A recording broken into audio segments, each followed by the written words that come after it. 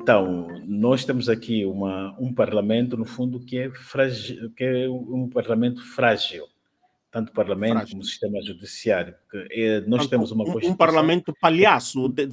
Podemos usar também esta metáfora, José Gama, um parlamento palhaço, porque neste caso não tem nenhuma função, não tem razão de ser, porque não faz sentir de facto a sua essência, José Gama.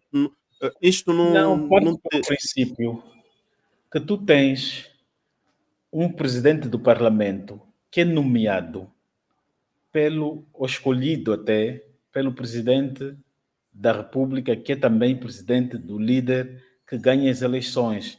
E a nossa cultura governamental, a nível dos titulares de cargos públicos, é de prestar homenagem e obediência àquele que lhe deu o cargo, àquele que lhe deu poderes, aquele que lhe ajudou a subir na vida, vamos dizer assim, a subir na vida política.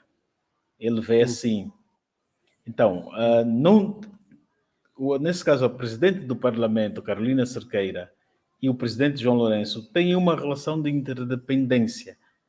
O presidente do Parlamento vai sempre seguir a obediência do presidente da República, porque se o presidente da República quiser, pode lhe exonerar, Ok, pode lhe tirar, pode lhe José Gama. destituir. Então, ela tem um cargo, ali também Aham. ela vai pensar no cargo. Nós temos que pensar no futuro, fazer reformas para que nenhum poder atenta contra o outro poder. Outro poder. Ok, eu iria ao Domingos. Domingos, o ideal qual seria? Vendo este não que existe aí e não faz de facto funcionar a nossa democracia, é o nosso tema, a estática. Portanto, estamos numa situação estática, nada avança, nada vem. Qual seria o ideal? Qual seria a forma ideal da separação dos poderes, não é? Aquela executiva, o presidente da República, não seria de facto bom irmos para uma repartição em quatro poderes, aquela judicial, aquela executiva, aquela representativa, no caso, portanto, do presidente da República, e que seria o equilíbrio, e aquela, portanto, legislativa, que seria o parlamento, a representação do povo, que legiferam. Qual seria o ideal para si caso se andasse numa reforma de Estado, portanto, numa dissolvência, não é, desta atual Constituição que nós temos? Qual seria o ideal, Domingos? Mendes, permita-me estabelecer, digamos, uma ponte com o que acaba de referir o Gama. O Gama estabelecia uma análise comparativa e dizia que Angola assemelha-se a Moçambique, e de facto tem razão do ponto de vista, digamos, daquilo que são os chamados rankings internacionais sobre cultura política no mundo. Angola está na mesma categoria de classificação que Moçambique, não é? País não livre, é um regime que não é, claro, uma democracia, portanto, é um regime autoritário. E isso lembra-me as palavras que terás usado na abertura, quando dizias nossa democracia está estática. Eu não sei se o Gama terá evocado isso de forma intencional, mas nós precisamos deixar as coisas claras e não tem que ver com o facto de ter simpatia por A ou por B ou por não tê-la. Trata-se simplesmente de descrever as coisas tal como elas são. Muitas vezes nós temos ali a nossa bandeja na cozinha, eventualmente na tua, na minha, na do Gama, tem várias frutas na bandeja, uma é laranja, outra é maçã, outra é banana, outras são cerejas, e nós temos de ser claros em dizer, olha, essa é a banana, essa é a maçã, essa é a cereja. Angola não é uma democracia. E, portanto, não há democracia assim. Olha, a antiga presidente argentina, Cristina Kirchner, dizia que a democracia, eu acho essa forma dela de escrever, com essa análise comparativamente interessante, ela dizia o seguinte: a democracia é semelhante a uma gravidez, ou se está grávida ou não se está, ou se é um país democrático ou não. Portanto, não há meio termo, não há democracia assim, não há democracia mais ou menos. E eu acho também, Álvaro, que a questão que acabas de colocar tem muito que Uhum, ver com o facto de já teres a experiência de vivência numa sociedade democrática e colocas as questões como que se tivesses a perguntar sobre uma sociedade democrática. Eu tenho uhum. essa impressão, pode ser que estou equivocado, mas eu acho que o Mas, lugar por que que onde eu faço essa pergunta, Domingos? Porque, o que nós temos na carta, o que temos escrito, praticamente, deveria, evocar isso, deveria, dar esse respiro, mas não se vê. Logicamente, os nossos, constitucionalistas, não é, batem o peito dizendo que, a coisa está boa, essa é a nossa Constituição. Ouvi uma vez o Tito Cambange, que é também eu penso que é professor de direito, não sei, de direito constitucional, qualquer coisa, e dizia que não, a nossa Constituição é boa, ela é mesmo assim, isto é próprio, é próprio para o nosso Estado. Portanto, diante de ti, diante do Gama, que são angolanos intelectuais, que estão neste momento aqui no painel a representar a classe intelectual angolana, eu gostaria de ouvir que vocês falassem portanto, de forma muito clara, como bem disseste, e mesmo na ciência, será que o que está bom, já vimos que está mal? Então, qual é a solução que vocês podem propor? Qual é a solução, por exemplo, que tu propões? Temos aqui já algumas reações do público que depois vamos já trazer.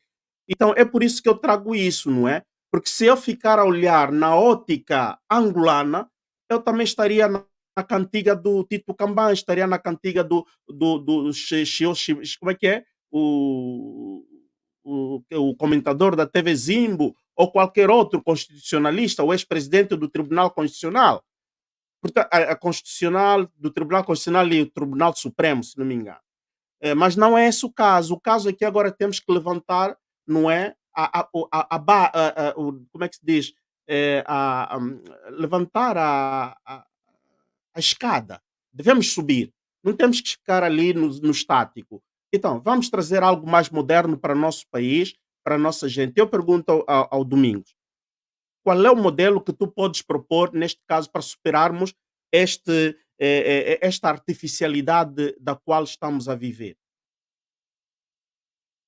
Hum, pois, continuando o que estava a dizer, e obrigado pelo acréscimo, ajuda a esclarecer melhor o que se pretende questionar.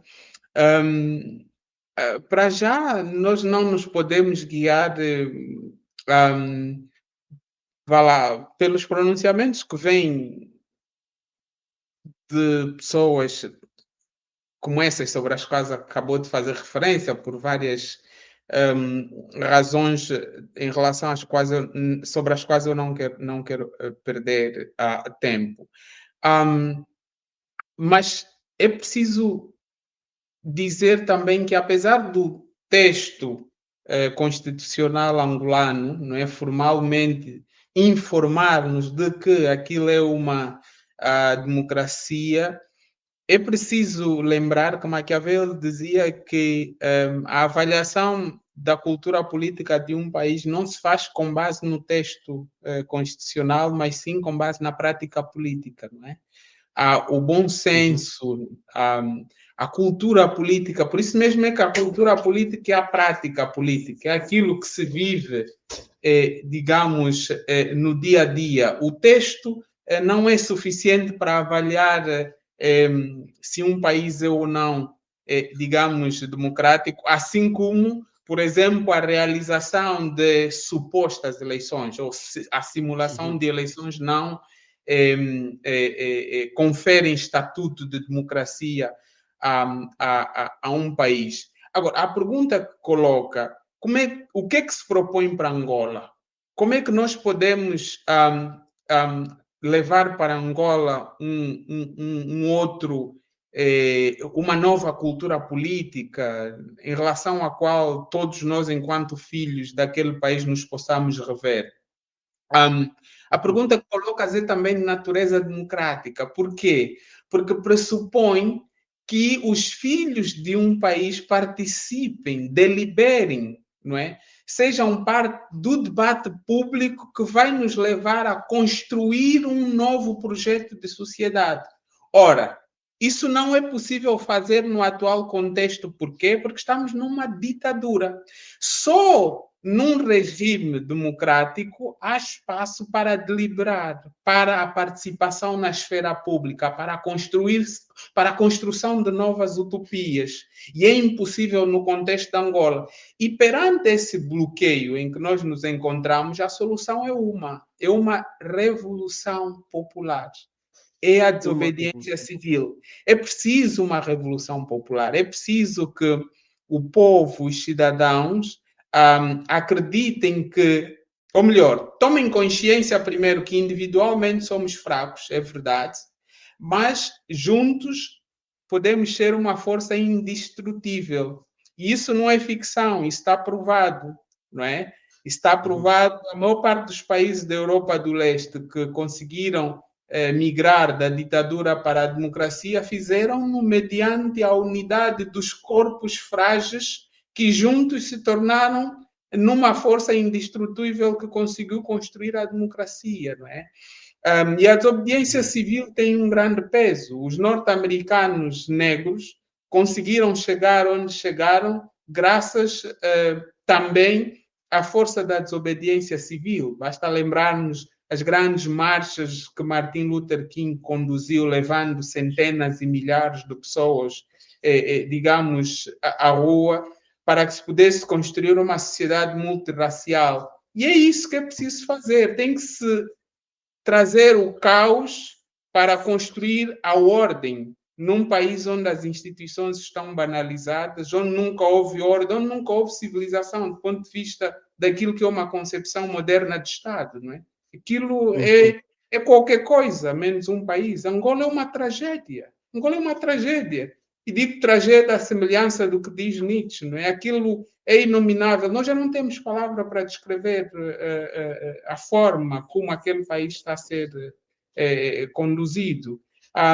Para ser sintético, respondendo à tua questão, as instituições que operam agora não nos permitem nos juntarmos enquanto filhos daquele país que querem dar contribuição, discutirem, construir consenso e construir um novo tipo de sociedade. Não havendo essa possibilidade, nós estamos esperando um bloqueio. E o único caminho é a revolução popular que nos permitirá construir uma nova sociedade.